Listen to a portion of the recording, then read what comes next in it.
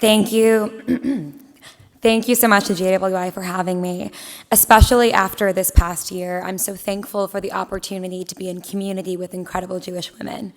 Receiving this award is an honor that I'm lucky to share with so many women that I truly admire. Thank you to JWI not only for this award, but for the important work that you do for women in our community, the incredible leadership of Meredith Jacobs, and for Stephanie Kaplan-Lewis for getting me involved in this work.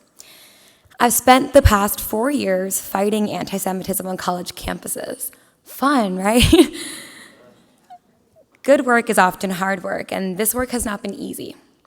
According to my former classmates on Twitter, I was UChicago's Zionist girl boss, and for some reason, that was supposed to be an insult.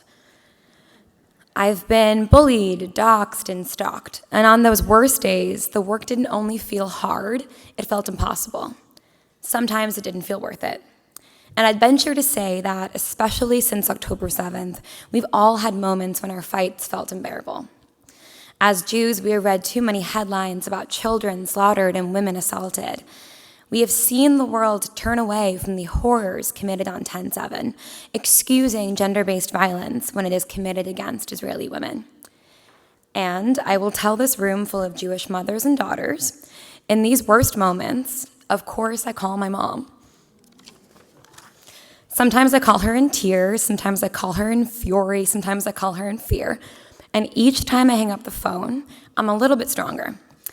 Let's just be honest. It's a hard time to be a Jew and a hard time to be a woman.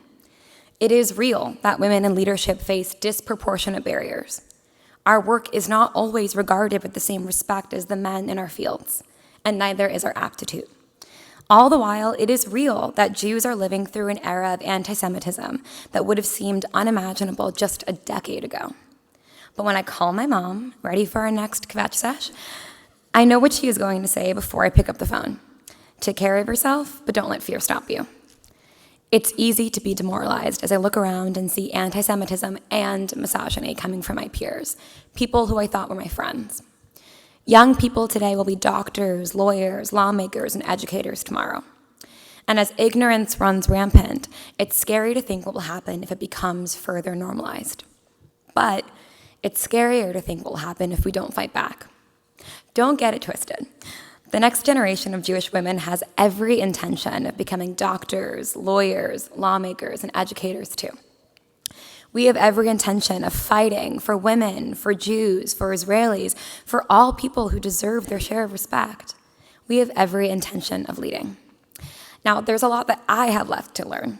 I am 23 years old, and even though that feels like a very adult age in the scheme of my life, I won't pretend to have more wisdom to share than any other woman in this room.